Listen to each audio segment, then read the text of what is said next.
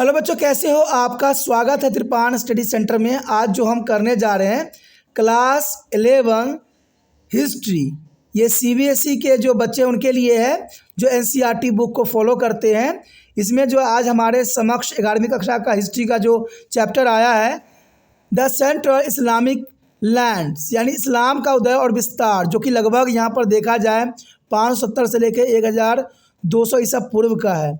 इसमें हम हर एक बात पे जो है विचार करेंगे, हर एक शब्दों को समझने की कोशिश करेंगे। और यहाँ पर सबसे ज़रूरी ये रहेगा, अगर आप समझना चाहते हो तो कभी भी वीडियो को जो है स्किप करके ना देखिए, वीडियो को पूरा देखिए, बार बार देखिए, तभी जो है आपको सारे क्वेश्चन समझ में आएगी। क्योंकि यहाँ पर जो होगा आपके हिंदी इंग्लिश दोनों ही लैंग्वेज में आपके समक्ष प्रस्तुत होगा, जो कि आपके लिए काफ़ी महत्वपूर्ण रहेगा।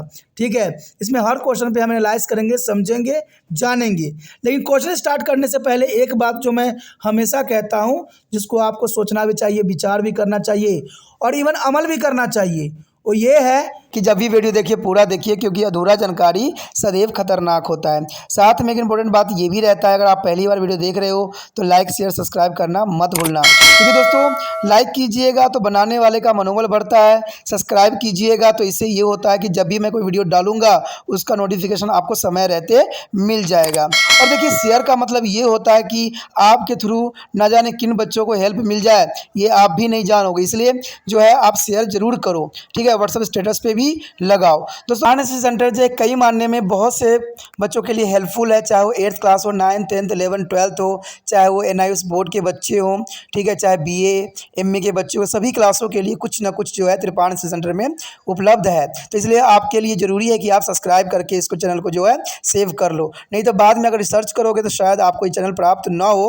तो इसलिए सोचना नहीं, विचार नहीं करना है, सब्सक्राइब करके जो है अपने पास सेव करना है। दोस्तों ये तो बात था आपके लिए, लेकिन आप देखते हैं हमारा आज टॉपिक क्या है।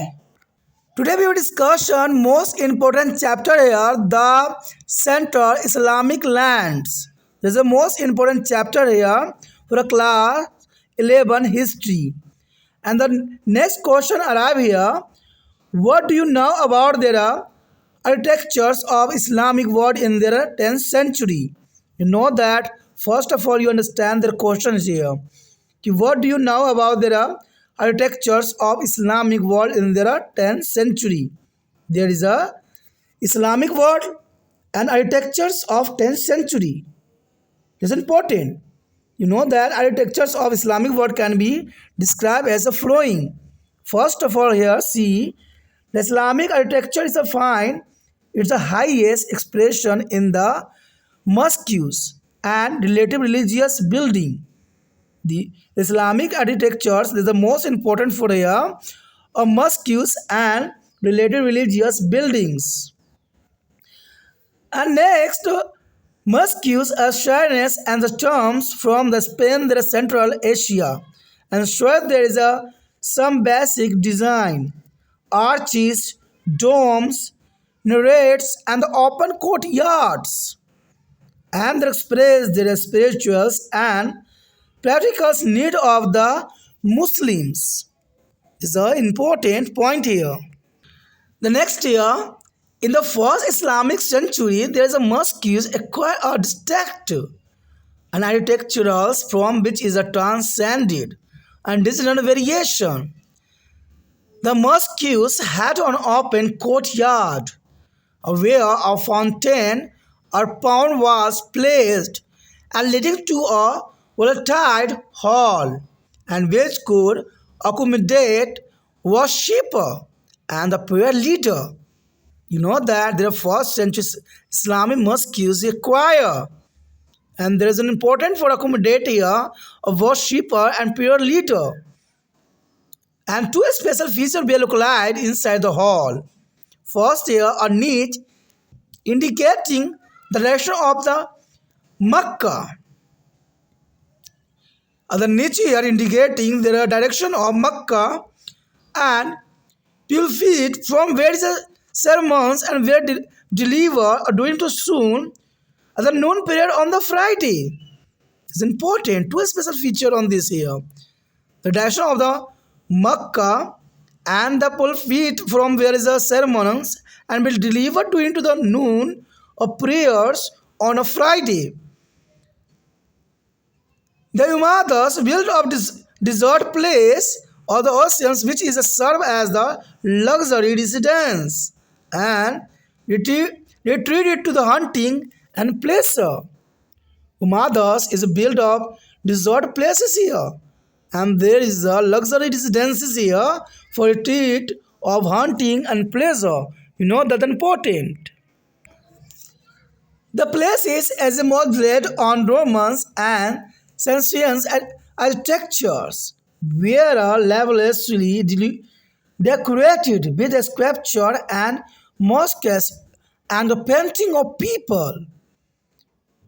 The Abbasid built a new imperial city in Asar, Mara, Amidust, and Graden and the running waters. Calligraphs and the geometrical design were also used to decorate architectures and manuscript. The most important features here are architectures on this period time. यहाँ पर जो हम कर रहे हैं chapter इस्लाम का उदय और विस्तार, क्लास 11वीं इतिहास, इसके अंतर्गत हमारा अगला क्वेश्चन जो आया है काफ़ी महत्वपूर्ण है कि 10वीं शताब्दी में इस्लामी जगत की वास्तुकला के बारे में आप क्या जानते हैं। काफ़ी महत्वपूर्ण क्वेश्चन है ये कि 10वीं शताब्दी में इस्लामी जगत की वास्तुकला के बारे में आप क्या जानते हैं। 10वीं शताब्दी हुई, ठीक है, इसमें इस्लामी जगत था, इस्लामिक एम्पायर थी। उस समय काल में वहाँ की वास्तुकला कैसी थी, बिल्डिंग कैसे थे, उनके जो है मस्जिदों कैसी बनाई जाती थी। तो 10वीं शताब्दी के बारे में हमें बताना है। क्वेश्चन काफ़ी इंटरेस्टिंग है और मज़ेदार है, सिर्फ समझने की ज़रूरत है। अगर हम क्वेश्चन को समझते हुए आंसर की तरफ देखें तो कहते हैं इस्लामी दुनिया का वास्तुकला का वर्णन इस प्रकार किया जा सकता है जो एक खासियतों से भरा पड़ा है। इस्लामी वास्तुकला मस्जिद और संबंधित धार्मिक इमारतों में अपनी उच्चतम अभिव्यक्ति पाती है। यानी देखा जाए तो यहाँ इस्लामी वास्तुकला जो है मस्जिद और संबंधित धार्मिक इमारतों में अपनी उच्चतम अभिव्यक्ति पाती है, अपने आप को बहुत ही उच्चतम कोटि पे बन के रखती है। और देखा जाए तो स्पेन से लेकर मध्य एशिया तक मस्जिदों, मंदिरों और कब्रों में एक ही मूल डिज़ाइन, मेहराब, गुंबद, मीनारे और खुले आंगन दिखाई देते हैं। यानी देखा जाए तो इस समय वास्तुकला काफ़ी महत्वपूर्ण थी, जहाँ पर अगर आप मस्जिद, मंदिरों और कब्रों में देखें तो वहाँ पर मूल डिज़ाइन ही आपको नज़र आएगी। और ये डिज़ाइन या तो मेहराब होती थी या गुंबद के रूप में होता था या मीनार या खुले आंगन की तरफ दिखाई देता था। तो इस समय इस्लामिक स्टेट में बनाने की जो है वास्तुकला बनाने की बहुत महत्वपूर्ण पद्धति थी। मुसलमानों की आध्यात्मिक और व्यवहारिक ज़रूरतों को ये व्यक्त करती है। तो ये काफ़ी महत्वपूर्ण यहाँ पर वास्तुकला है। देखा जाए तो पहली इस्लामी शताब्दी में मस्जिदों ने एक विशिष्ट वास्तुशिल्प रूप प्राप्त किया। यानी काफ़ी महत्वपूर्ण है कि 10वीं शताब्दी में जो इस्लामी शताब्दी हुई वहाँ पर देखा जाए तो मस्जिद ने एक विशिष्ट वास्तुशिल्प रूप प्राप्त किया जो क्षेत्रीय विविधताओं से परे था, क्षेत्रीय विविधताओं से ही काफ़ी अलग था।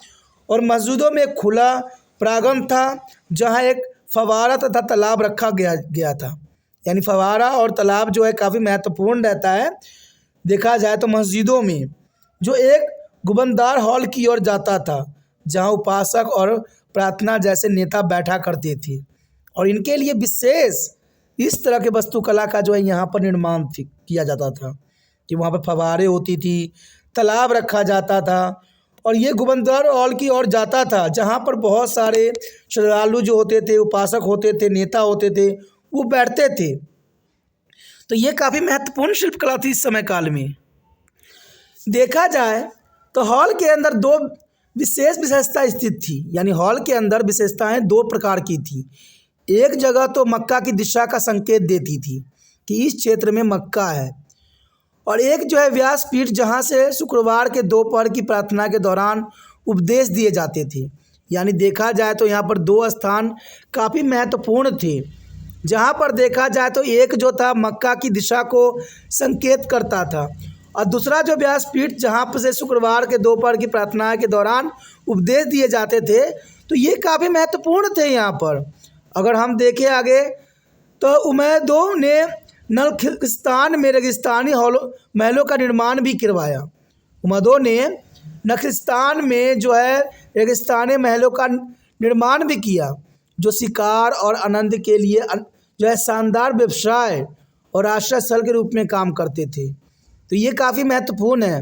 रेगिस्तानी महलों का निर्माण करवाना काफ़ी महत्वपूर्ण था, क्योंकि ये शिकार और आनंद के लिए शानदार आवास और आश्रय स्थल के रूप में काम करता था ये क्षेत्र।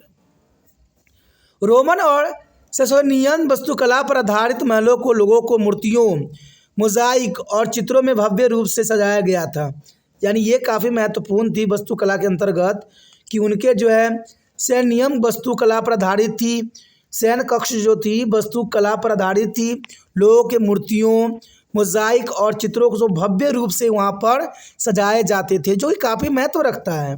आवासियों ने बगीचों और बहते पानी के बीच समारा में एक नया शाही शहर भी बनवाया, और ये शहरवासी का कब से महत्वपूर्ण थी, जो कि एक कहते हैं बहते हुए पानी के बीच में बनाया गया था, और ये शहर काफ़ी देखने योग्य थी।